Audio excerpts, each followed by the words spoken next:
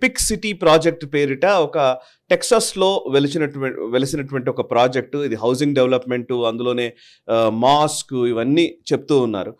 So almost ఒక షరియా city లాగా టెక్సాస్లో ఇప్పుడు ఇది నెలకొల్పినట్టుగా తెలుస్తోంది. సో వివరాలు ఏంటి? యాక్చువల్లీ షరియా అని అనొచ్చా నిజానికి అనేది కూడా క్వశ్చన్ ఉంది. బట్ ఎస్, అలాంటి వాతావరణమే ఒక ఆల్మోస్ట్ ఒక హౌసింగ్ సొసైటీయా, దాన్ని కొన్ని సముదాయం అంతా కూడా షరియాని పాటించే విధంగా మారిపోతున్నట్టుగా ఉంది అనేది కథనం. ఇప్పుడు టెక్సాస్లో జరుగుతుంది. టెక్సాస్ ఒక రెడ్ స్టేట్, రిపబ్లికన్ స్టేట్. టెక్సాస్లో ఈ చెత్త అంతా అక్కడ వచ్చేసి ఈ ఇల్లీగల్ ఇమిగ్రెంట్స్ని తీసుకురావడము, తర్వాత క్రమేపీ ఫర్ ఇన్స్టెన్స్ ఈ బ్లూ స్టేట్స్లో వీళ్ళ లెఫ్టిస్ట్ వోక్ అజెండా తోటి అక్కడ నాశనం అయిపోతుంటే వాళ్ళు అక్కడి నుంచి వలసపోయి ఇక్కడికి వస్తున్నారు. ఇది ఒక ప్యాటర్న్. ఇది ఇక్కడ ఈ స్టేట్ కూడా ధ్వంసం చేసే ప్రయత్నం వాళ్ళు చేస్తారు. సో ఇక్కడికి వచ్చేసరికి క్రమేపీ ఇది బ్లూ స్టేట్స్ తయారవుతున్నాయి. దాంట్లో భాగంగానే ఈ ఎపిక్ సిటీ ప్రాజెక్ట్ కూడా, అంటే ఒక గేటెడ్ కమ్యూనిటీ లాంటిది అనుకుందాం మనం. అక్కడ ఫ్లాట్స్ అవన్నీ కూడా ఒక ప్రైవేట్ ఆన్క్లేవ్ లాంటిది. అక్కడ మగపిల్లల్ని ఆడపిల్లల్ని సెగ్రిగేట్ చేసి ఉండే దిశగా వాళ్ళు చేస్తున్నారు. అమెరికాలో ఎక్కడ ఉండదు అది.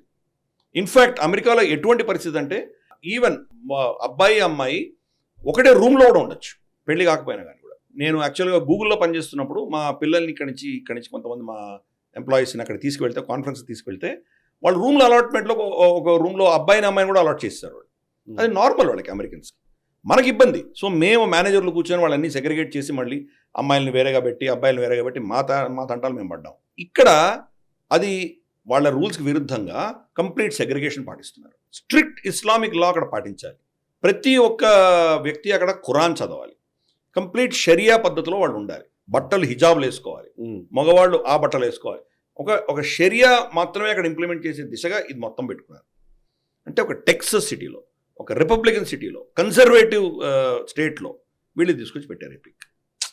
అంటే ఈ సొసైటీ కొలాప్స్ అవ్వడానికి మనకి అంటే చిన్న ఎన్క్లో వస్తేనే వాళ్ళు వదిలిపెట్టలేదు. ఒక మొత్తం వాళ్ళకి ఒక స్టేటో లేదా ఒక రాష్ట్రం వాళ్ళ చేతికి వస్తే ఏం చేయగలరు వాళ్ళు? ఇది ఆరంభం మాత్రమే. రేపటి రోజు ఇటువంటి ఇంకా 4-5 సిటీస్లో వస్తాయి. దాన్ని ఏమంటారంటే డైవర్సిటీ. అసలు వాళ్ళ ప్రాంతంలో వాళ్ళు చేసుకుంటారు, తప్పే ఉంటి.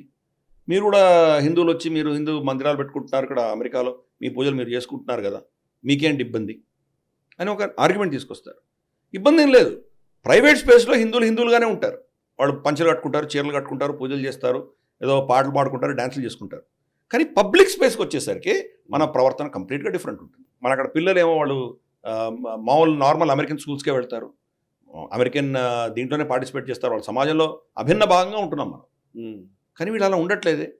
మేము అమెరికన్ సొసైటీలో ఎమ్మడము, మా సమాజంలో మేము సపరేట్గానే ఉండదలుచుకున్నాము అన్నటువంటి భావజాలం డేంజర్.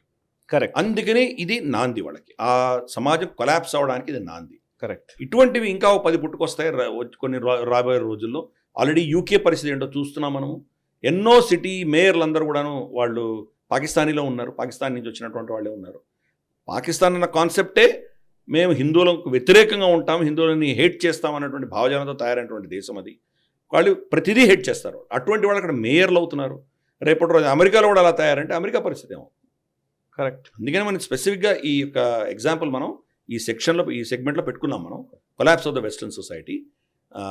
ఇది ఫస్ట్ టైం మనం చూస్తున్నాం. ఇప్పుడు కనుక అమెరికా దీని మీద ఏదో విధమైనటువంటి చర్యలు చేయకపోతే, దీన్ని కంట్రోల్ చేయకపోతే, రేపటి రోజు క్యాన్సర్ లాగా మొత్తం అమెరికాలో స్ప్రెడ్ అయ్యేటువంటి ప్రమాదం తప్పకుండా ఉంది. ఈ వీడియో మీకు నచ్చినట్టయితే లైక్ చేయండి, 10 మందికి షేర్ చేయండి. అలాగే కామెంట్ల రూపంలో మీ అభిప్రాయాలను మాతో పంచుకోండి. Nationalist hub group of channels ను సబ్స్క్రైబ్ చేసుకుని తెలుగునాట జాతీయవాద జర్నలిజాన్ని ప్రోత్సహించండి. ఈ వీడియో కింద ఉన్న బెల్ ఐకాన్ పై క్లిక్ చేయడం మర్చిపోవద్దు.